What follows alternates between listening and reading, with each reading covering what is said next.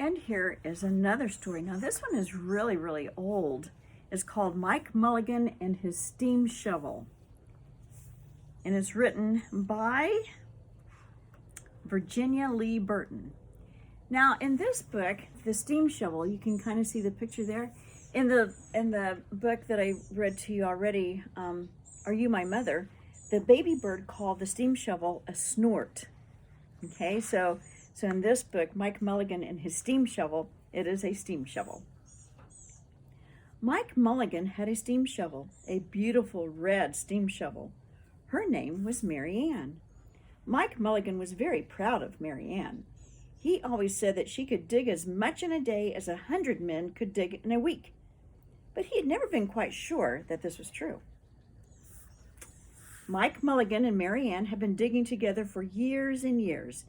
Mike Mulligan took such good care of Mary Ann, she never grew old.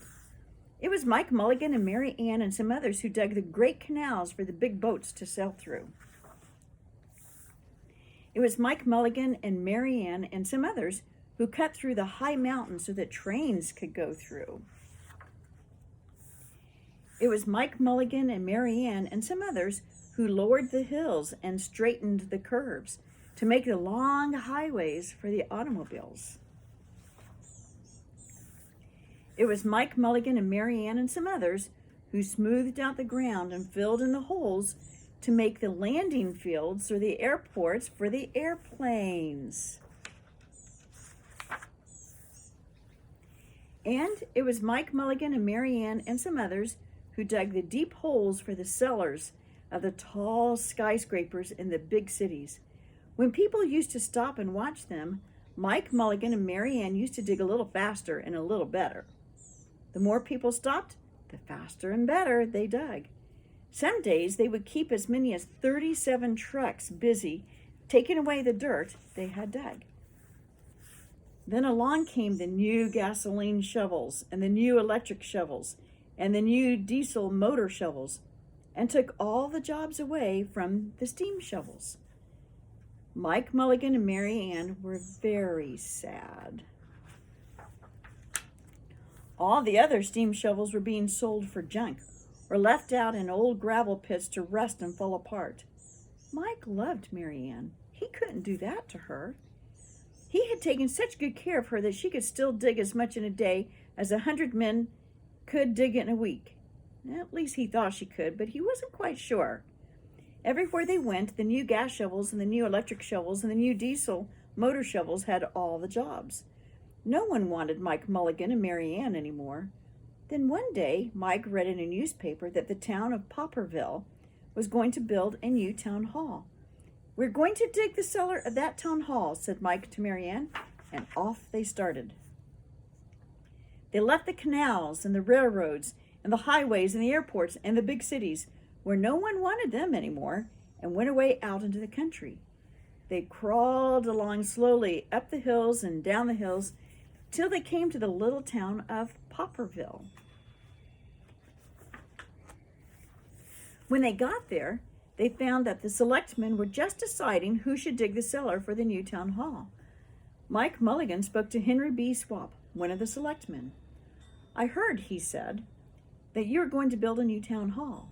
Mary Ann and I will dig that cellar for you in just one day." "What?" said Henry B. Swap. "Dig a cellar in a day? It would take 100 men at least a week to dig the cellar for our new town hall." "Sure," said Mike, "but Mary Ann can dig as much in a day as 100 men can dig in a week." Though he had never been quite sure that this was true. Then he added, "If we can't do it, you won't have to pay." Henry B. Swap thought that this would be an easy way to get part of the cellar dug for nothing, so he smiled in a rather mean way and gave the job of digging the cellar of the new town hall to Mike Mulligan and Mary Ann. They started in early the next morning, just as the sun was coming up. Soon a little boy came along. "Do you think you will finish by sundown?" he said to Mike Mulligan. "Sure," said Mike. "If you stay and watch us, we always work faster and better when someone is watching us." So the little boy stayed to watch. Then Mrs. McGillicuddy, Henry B. Swap, and the town constable came over to see what was happening, and they stayed to watch. Mike Mulligan and Mary Ann dug a little faster and a little better. This gave the little boy a good idea. He ran off and told the postman with the morning mail, the telegraph boy on his bicycle, the milkman with his cart and horse, the doctor on his way home, and the farmer and his family coming into town for the day. And they all stopped and stayed to watch. That made Mike Mulligan and Mary Ann dig a little faster and a little better. They finished the first corner neat and square, but the sun was getting higher. Clang, clang, clang! The fire department arrived. They had seen the smoke and thought there was a fire. Then the little boy said, "Why don't you stay and watch?" So the fire department of Popperville stayed to watch Mike Mulligan and Mary Ann. When they heard the fire engine, the children in the school across the street could not keep their eyes on their lessons. The teacher called a long recess, and the whole school came out to watch. That made Mike Mulligan and Mary Ann dig still faster and still better. They finished the second corner neat and square, but the sun was right up in the top of the sky.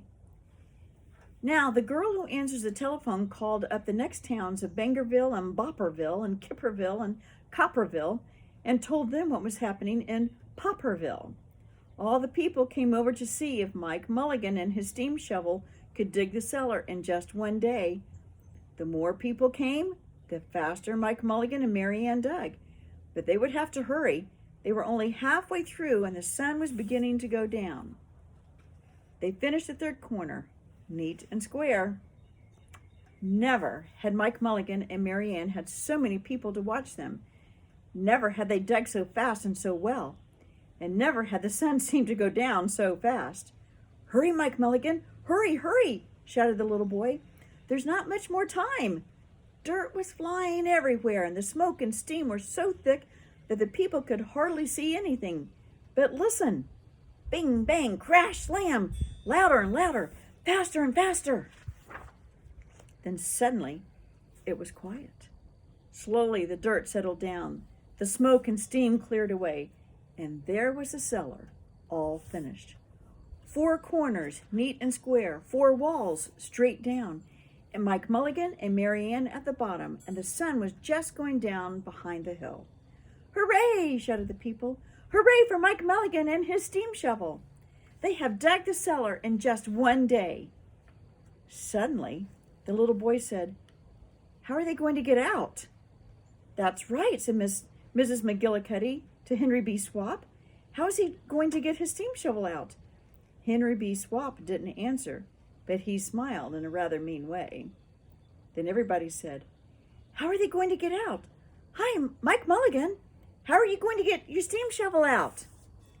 Mike Mulligan looked around at the four square walls and 4 square corners, and he said, "We've dug so fast and we've dug so well that we've quite forgotten to leave a way out." Nothing like this had ever happened to Mike Mulligan and Mary Ann before, and they didn't know what to do. Nothing like this had ever happened before in Popperville. Everybody started talking at once, and everybody had a different idea, and everybody thought that his idea was the best. They talked and they talked and they argued and they fought till they were worn out, and still no one knew how to get Mike Mulligan and Mary Ann out of the cellar they had dug. Then Henry B. Swap said, "The job isn't finished because Mary Ann is not out of the cellar, so Mike Mulligan won't get paid." And he smiled again in a rather mean way. Now the little boy, who had been keeping very quiet, had another good idea. He said, "Why couldn't we leave Mary Ann in the cellar and build the new town hall above her? Let her be the furnace for the new town hall, and let Mike Mulligan be the janitor. Then you would not have to buy a new furnace, and we could pay Mike Mulligan for digging the cellar in just one day." "Why not?" said Henry B. Swap, and smiled in a way that was not quite so mean. "Why not?" said Mrs. McGillicuddy. "Why not?" said the town constable. "Why not?" said all the people. So they found a ladder and climbed down into the cellar to ask Mike Mulligan and Mary Ann. "Why not?" said Mike Mulligan. So it was decided, and everybody was happy. They built the new town hall right over Mike Mulligan and Mary Ann. It was finished before winter. Every day the little boy goes over to see Mike Mulligan and Mary Ann, and Mrs. McGillicuddy takes him nice hot apple pies. As for Henry B. Swap, he spends most of his time in the cellar of the new town hall, listening to the stories that Mike Mulligan has to tell and smiling in a way that is not mean at all. Now, when you go to Popperville, be sure to go down in the cellar of the new town hall. There they'll be, Mike Mulligan and Mary Ann, Mike in his rocking chair smoking his pipe, and Mary Ann beside him, warming up the meetings in the new town hall.